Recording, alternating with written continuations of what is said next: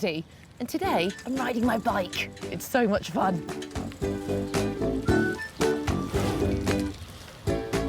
When I ride my bike, I wear a helmet to protect my head, and I attach lights so that I can be seen when it's dark. But what else can I use to help me ride my bike safely? That's right, I can use a bike bell. It makes a loud ringing sound, doesn't it? Listen.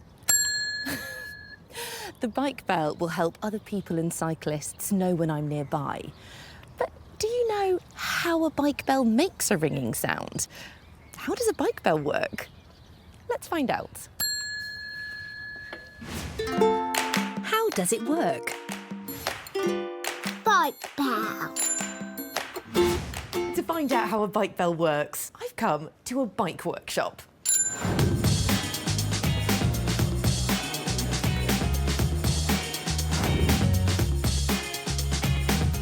At this bike shop, they have a workshop where lots of bike bells are fitted to bikes to help us ride safely. There are two different types of bike bell, and they work in different ways. The trigger bell and the ring bell. The trigger bell works when you pull this lever backwards, let it go, and it hits the outside of the case. Like this. Have a listen. The ring bell works when you push this lever here and it moves parts inside the case. Like this. See if you can hear a difference. That made a much longer ringing sound, didn't it? But why does it make a longer ringing sound? This is Paul, and it's part of Paul's job to fix ring bells to bikes. You must never take a bike bell apart without a grown-up, but so we can see the parts inside a ring bell, Paul's given me special permission to fix the parts back together so we can see how it works. Can you see this part here? That's the lever, and you push the lever when you want to make a sound. And the lever is connected to a spring. When you push the lever, the spring stretches, and when you let go of the lever, the spring bounces back. If we follow it around with our finger, at the top of the lever there are lots of little spikes. These are called teeth, and they lock into place with the gaps in this small cog. The cog has two sides, the pinion and the gear. They work together to connect the lever to the part of the bell that makes the sound, the beater. Now watch what happens when we push the lever. Look, the beater is spinning around, but why is there no sound? Well, that's because the case, called the resonator, isn't on yet. Can you see there's this metal bump? That's called a butt. But how do the gears, the beater and the butt work together to make a sound? To find out, I think we need to take a closer look. When we ring a ring bell, we push the lever, which is attached to a spring. Inside the ring bell, the lever turns a pinion. The pinion turns a gear, which spins the beater in a circle twice, really quickly. The beater has two metal circles fixed to both ends. Inside the resonator is the butt. As the beater spins around, the metal circles hit the butt 4 times. When the lever springs back, the beater spins back, hitting the butt another 4 times. This makes the resonator vibrate quickly. The vibrations make sound waves which move through the air, making the ringing sound we can hear. Wasn't that great? I think we should film this with one of my special cameras. This camera films in slow motion, which means we can film things that happen really quickly, but when we look back at the pictures, we see it happening slowly. Paul is going to press the lever for me so I can record. OK, I'm recording. Paul, take it away. Look, can you see the beater spinning around as Paul presses on the lever? Wow, look at that! And when he lets go of the lever, the cog spins back the other way, making the beater spin backwards too. It was great to see the beater spinning in slow motion, but did you notice that it didn't make a sound? What do we need for that? That's right, we need the resonator with the butt underneath. Now let's give it a try. That's better. When I press the lever, the beater spins and it hits the butt 4 times.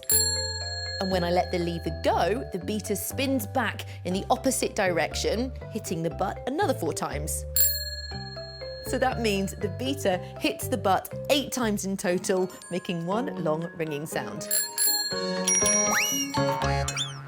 I loved finding out how bike bells work. What was your favourite bit? Do you remember what the metal casing on top of the ring bell is called? That's right, it's the resonator. Did you hear the sound the ring bell made when it was pressed? And did you see the beater spinning around on my special slow motion camera?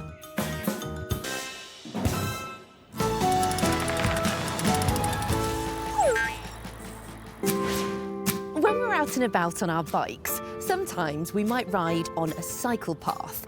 Can you see it has this painted line? The line tells us where the cycle path is, so we know where it's safe to ride our bikes. But we might see painted lines in other places too. Like a playground, a car park, or a sports field. But how do they get the lines so straight? Do you know how line markings are made? Let's find out. How is it made? Line marking. To find out how line markings are made, I've come here to a rugby pitch. This rugby pitch is 109 metres long. That's about the same as 11 double-decker buses. And this pitch has 15 different lines on it that need to be painted 20 times every year. This is Stuart, and Stuart is the head groundsman. It's part of his job to mark out the lines and paint them on the rugby pitch. But before he can do that, he has to check they're all in the right place. And for that, he uses a tape measure. Have you ever used a tape measure before? They're really useful, and they help us find out how long, wide and high things are. Can you see there are numbers on the tape measure? Here is 1 metre. Stuart pegs the tape measure into the ground and then pulls it till it's 109 metres long. This is a really long tape measure. 107, 108, 109 metres. So now Stuart marks the exact spot with a spray of paint. But there's lots more lines to measure. Off we go. Can you see us measuring? We look like little ants. Now we've measured out their positions, it's time to paint the lines. And Stuart does that using a line marking machine. It looks a bit like a lawnmower, something a grown-up would cut the grass with. And up here is the paint drum. The paint travels through tubes to a nozzle over there. This is the nozzle, and it sprays out the white paint. Can you see? There's a metal disc on each side. Those turn around when the machine moves, a little bit like wheels, but the discs stop the paint from splattering, so the lines stay neat. To make sure the lines are painted straight, Stuart uses this. It's a laser machine, and it shines a red laser beam from this part here. You should never look directly at a laser beam, but it's safe to see it on this rugby ball. There it is. The laser beam shines all the way from here to this. It's called the target. When he sees it goes red, he knows that the laser beam is in a straight line. So this is where the line will be painted. Time to turn on the line marking machine. Look, an arm fixed to the line marking machine is moving in and out to find the laser beam. Next, the nozzle and discs move down, so the paint can go through the tubes and onto the pitch. The arm nozzle and discs work together to paint the white lines really neatly. Don't they look good? Can you hear the sound the nozzle makes as the paint sprays out? That's right, it's a sound, isn't it? The red laser is shining onto a black box called the receiver. Inside the receiver is a sensor, which works to keep the line straight. The receiver follows the line of the laser beam, but if the line marking machine wobbles like this, then the receiver will move to find the laser beam again. That way, the nozzle will always paint in a straight line. And look, the receiver finds the laser beam, so the nozzle always sprays in a straight line. Can you see the arm moving in and out? The white line is staying really straight, isn't it? There we go, one line marked. Just another 14 to go. So we can see the line marking machine in action. I'm going to use some of my special cameras. My special cameras are really small, so they can be fixed onto the machine. This one will let me see the nozzle close up when it sprays white lines onto the pitch. Off we go.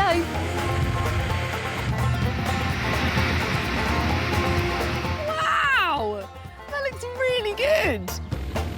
Look how quickly the discs are spinning. Those two metal discs are keeping the line really neat. Look, can you see the arm moving right and left? That's because the receiver is telling it to stay in line with the red laser beam when the machine wobbles. Using this machine, it will take 45 minutes to do the whole pitch. What a fun job Stuart has. Wow, isn't that brilliant? A freshly painted, finished rugby pitch. I loved finding out how line markings are made. What was your favourite bit? Can you remember what the red light is called that shines onto the receiver? That's right, it's called a laser. Can you remember the sound the machine made when it was spraying the paint? And did you see the machine paint bright white lines onto the pitch on my special camera?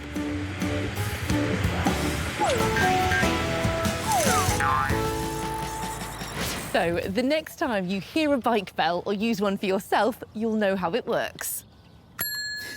And when you see line markings on a sports pitch, you'll know how they were made. I'll see you next time.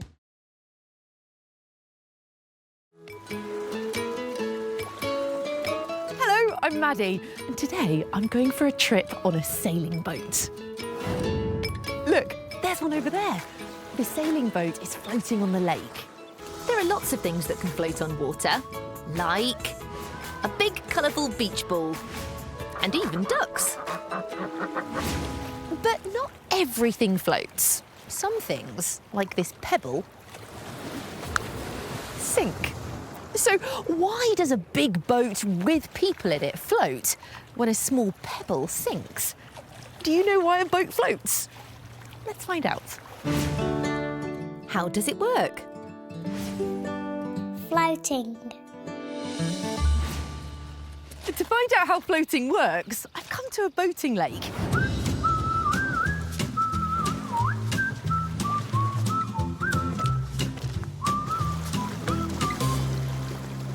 This is Libby, and it's Libby's job to sail boats here at the boating lake. She's called the helm. And to sail the boats, Libby uses this, the main sail. This is what the wind pushes to make the boat move. It looks a bit like a giant bed sheet, doesn't it? The main sail helps to catch the wind and sail the boat along. The body of the boat is called the hull. And look, can you see the hull is wide and flat? And the shape is really important for helping the boat to float along. Let's find out how. I've got a piece of modelling clay. I'm going to shape it into something that looks a bit like the hull of a sailing boat. A bit like this. I'm going to place this bit of modelling clay in a bowl of water. And let's see what happens. It floats. Now, I've got the same amount of modelling clay here, but this time it's rolled up into a ball. What do you think will happen when I drop this into the water? Let's find out. It sinks. But what makes the modelling clay float or sink? Well, it's all down to something called density. Density is how much space something takes up and how much it weighs, how heavy it is. When the modelling clay is shaped like this, it takes up more space than when it's rolled into a ball.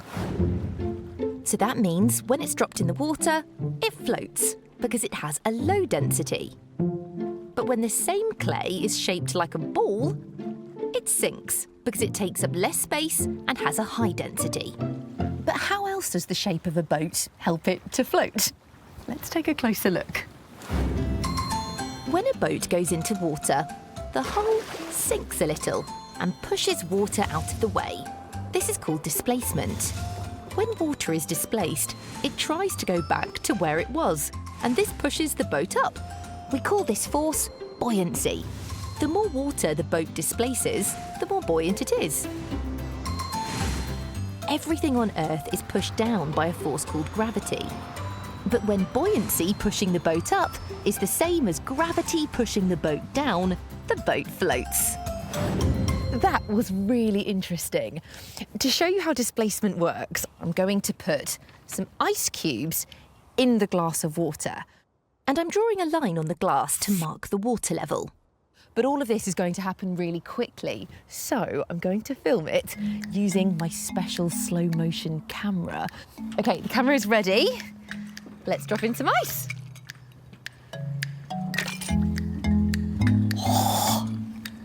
Did you hear the splashing sound as the ice dropped in? It did happen quite fast though, didn't it? So let's look at the footage on my slow motion camera. As the ice cube goes in, gravity pulls it down. Then the ice cube starts to float. That's because the ice cube has displaced the water. And can you see the displaced water has made the water level go up? It's now above the black line. I think we should see floating in action for ourselves by setting sail. Now, you should never play near water without a grown-up, but I've got special permission to go onto the boat.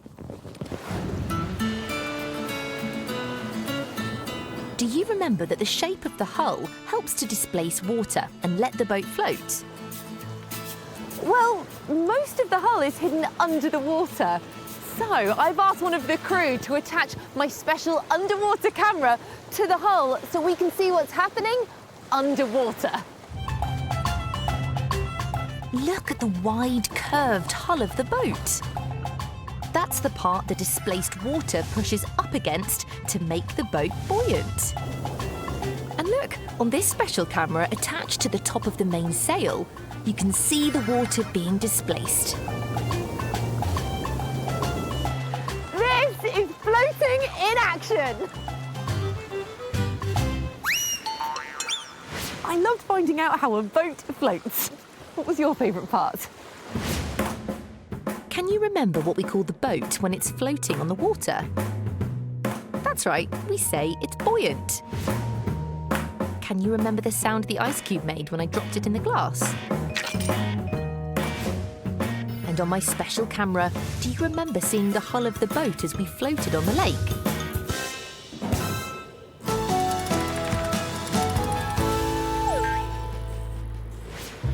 Have you ever been to the seaside? Out at sea, there are boats, and on land, there might be a beach. I like wiggling my toes in the sand. I like to draw pictures in the sand. And I love making sandcastles. It's really fun, isn't it? But where does the sand come from? Do you know how sand is made? Let's find out. How is it made? Sand. To find out how sand is made, I've come to a beach. There's lots of different types of sand, and that's because sand is made of different things. White sand is sometimes made of coral, which lives in the sea. And black sand is made from lava. That came from an erupting volcano. But the sand on this beach mostly comes from those cliffs. But how do these huge browny yellow cliffs turn into tiny grains of sand? To find out, we need to get up there. It's really high up on the cliff. You must never walk close to the edge without a grown-up. It's quite windy up here. Wind has an important job in making sand. Wind carries tiny, tiny pieces of rock in it, and when it blows against the cliffs, they wear the rock down a little. You can't see these tiny pieces of rock in the wind, but you can see how they made this rock bumpy. Over time, the bigger rock is broken down into smaller pieces. This is called weathering. But it's not just the wind that causes weathering. Even the sun weathers the rock. Can you see all of the cracks in the path? The ground has been baked by the heat from the sun, which has made it dry and shrink. We call this contracting. And rainwater can also weather the rocks when it falls from the sky into these cracks. In the winter, when it gets cold and frosty, the rainwater freezes and it gets bigger. We say that it expands. But when the water expands, it breaks the rock a little bit. It takes a long time for weathering to happen, but whenever it's warm enough for the ice to melt and cold enough for the water to freeze, the rock breaks a little bit and, eventually, the rock breaks apart. But what's happening at the bottom of the cliff, by the sea? Can you see the water is quite far away from the cliffs at the moment? The seawater actually comes in and out at different times of the day, every day. We call this the tide. And look, on this beach, we can see the tide moving. When the water is far away from the land, we say the tide is out. But when it gets close, we say the tide is in. We can hear the water moving in and out, can't we?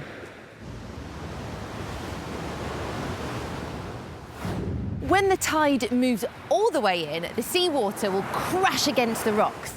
Look, the tide is getting really close to the cliffs now. It wears them down a little bit every day. This is called weathering too. When rocks are weathered into small pieces, the small pieces are carried away by wind or water. This is called erosion. And to show you how erosion works, I'm going to use this box filled with sand. The sand has been shaped to look a little bit like the cliffs on this beach. What do you think will happen when I blow the top of the sand with a paper straw?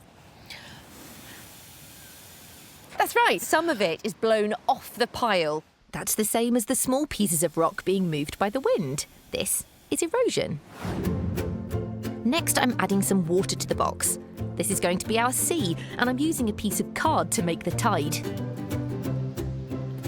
Oh, look at that! It's moving the loose sand at the bottom of our cliff and it's carrying it away. That's erosion too. Over time, weathering and erosion turns the rock into tiny grains of sand. And millions of these tiny grains of sand make a beach. So we know that sand is made from weathered and eroded rock. But do you know what rock is made of? Rock is made up of lots of different natural materials called minerals. Lots of sand is made of a mineral called quartz. In fact, almost all the sand on this beach is made from quartz. But the quartz in this sand is tiny. So to see it a little bit better, we need to go and find a very special camera.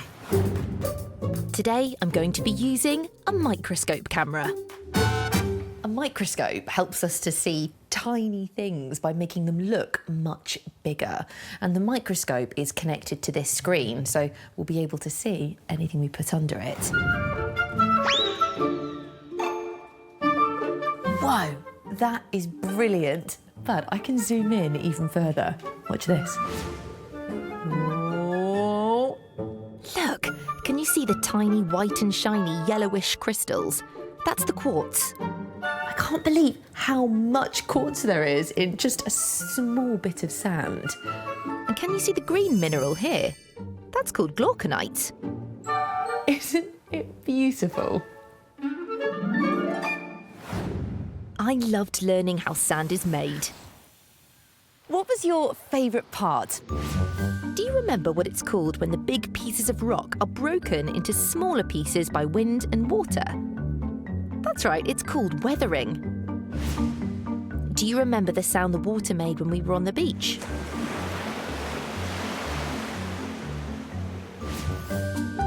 And did you see the quartz in the sand under the special microscope camera?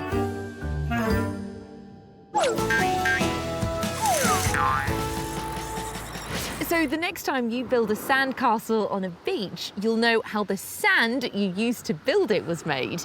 And the next time you see a boat out on the water, you'll know how it uses displacement to float. I'll see you next time.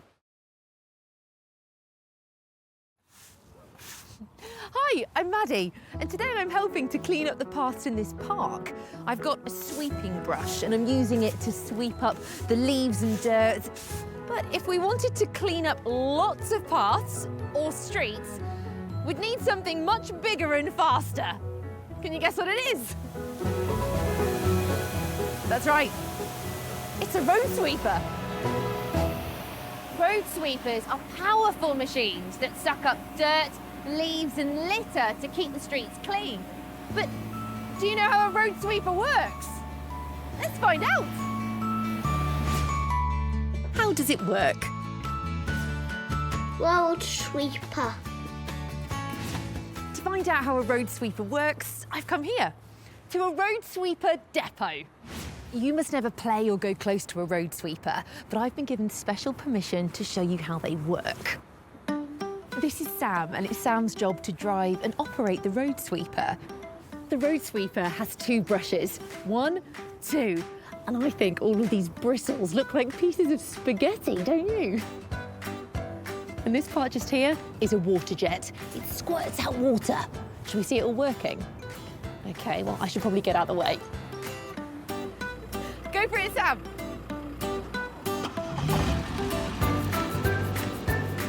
Oh, did you see the brushes lower down? Woo! They're spinning round and round, and those jets are spraying out water. There's one other thing I want to show you, but it's underneath the road sweeper. This is Andy, and he's going to raise the road sweeper off the ground using these red machines called column lifts, so we can look underneath. And I've put my special camera on a long pole so we can get a closer look.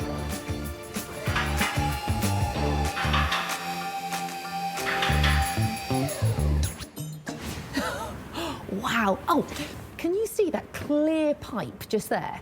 That's called the suction tube, and it's attached to this part. It's called the nozzle box.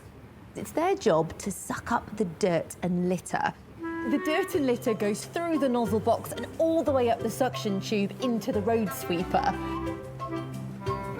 But how do all the different parts of the road sweeper work together to clean our streets? And where does all the dirt and litter go afterwards?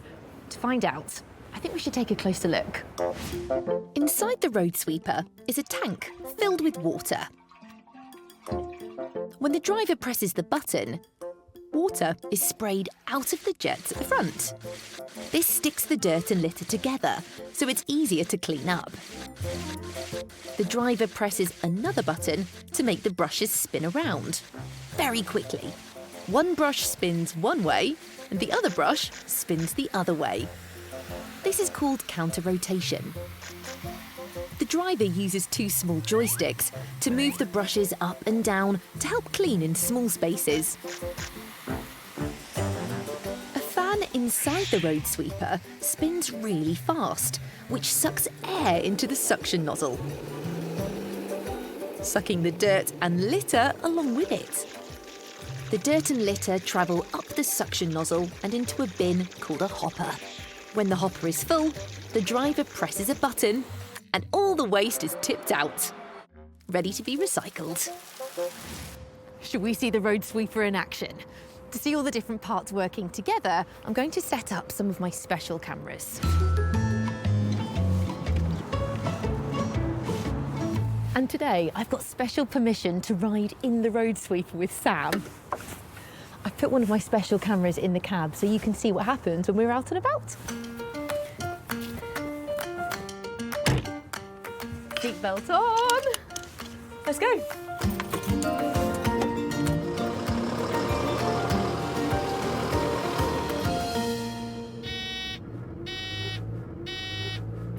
Can you hear that beeping sound? That means it's time for the brushes and the water jets to lower down. Wow! The brushes are spinning round and round really fast, and they're busy sweeping up all the leaves, moving them into the centre, so it's easy for them to go up the nozzle box and through the suction pipe into the hopper at the back. And look, the water jets are spraying the leaves and getting them a little bit damp, so it's easier for the brushes to sweep them up. That was brilliant. Thank you so much, Sam. But the hopper at the back of the road sweeper is now full of dirt and leaves, and just like a rubbish bin, it needs to be emptied. To empty the hopper, first Sam reverses the road sweeper towards this skip. Can you hear that alarm? That's the sound the road sweeper makes to warn everyone that it's reversing. Oh! The hopper is going from here, that's what we call horizontal, to here. This is what we call vertical. Whoa! Oh!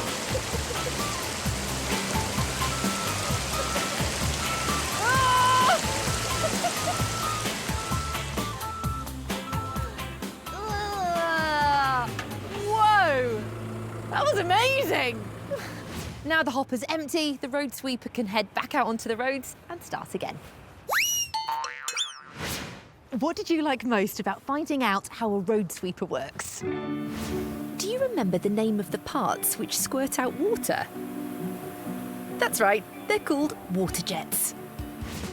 Did you hear the sound the road sweeper made as the brushes were lowered to the ground? And did you see my special camera when it showed us where the dirt goes inside the suction nozzle?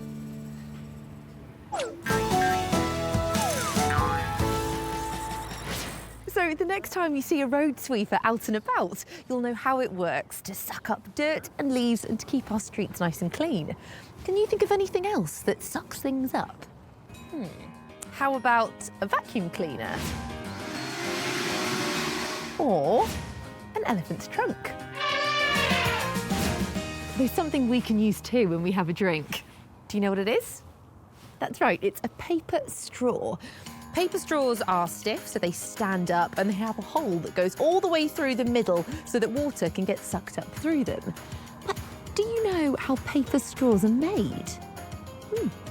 Let's find out. How is it made? Paper straws. Paper straws are made in a place like this. A paper straw factory!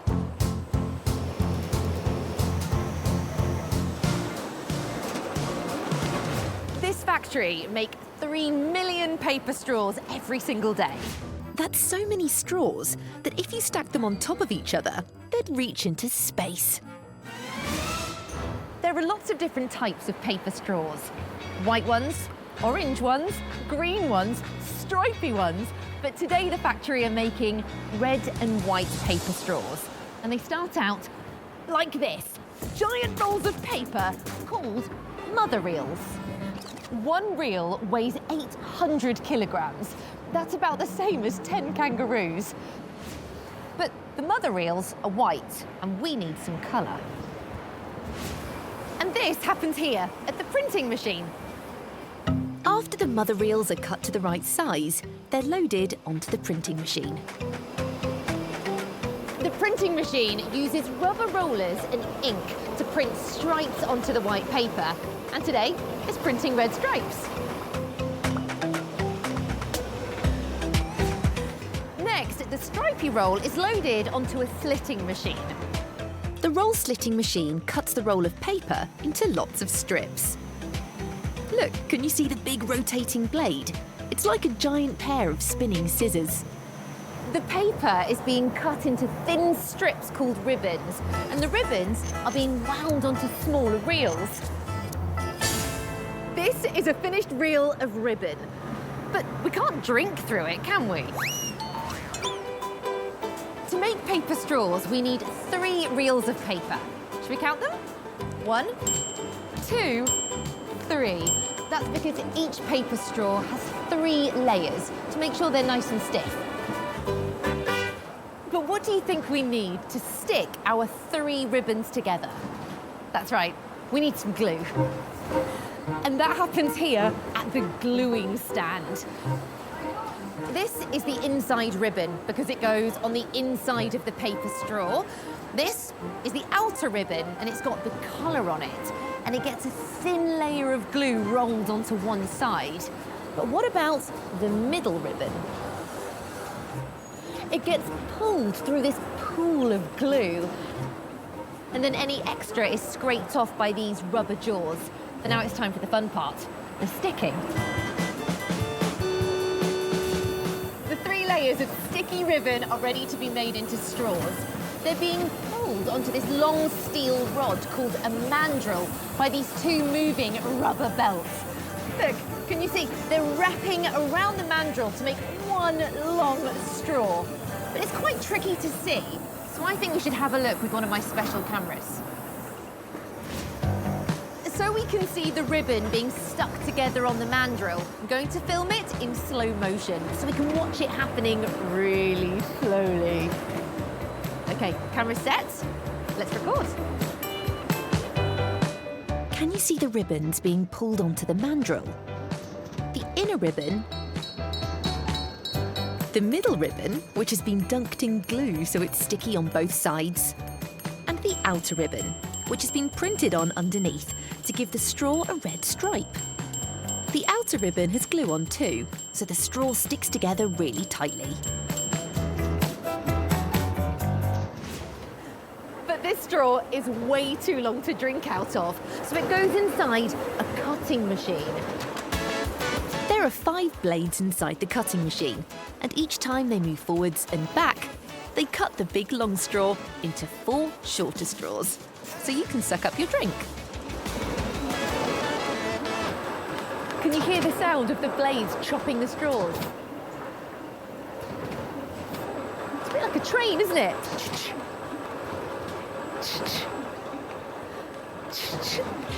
And look, here the straws come now. It's like a little slide.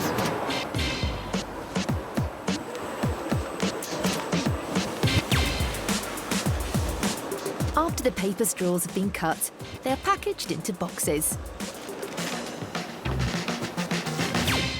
So there you have it, some finished red and white paper straws. And the best thing is, once you've finished using one of these to have a drink with, you can pop it in the recycling, ready for the paper to be used to make something else. I loved finding out how paper straws are made. What was your favourite bit? Can you remember how many rolls of ribbon we need to make a straw? That's right. 1, 2, 3. Did you hear the sound the cutting machine made?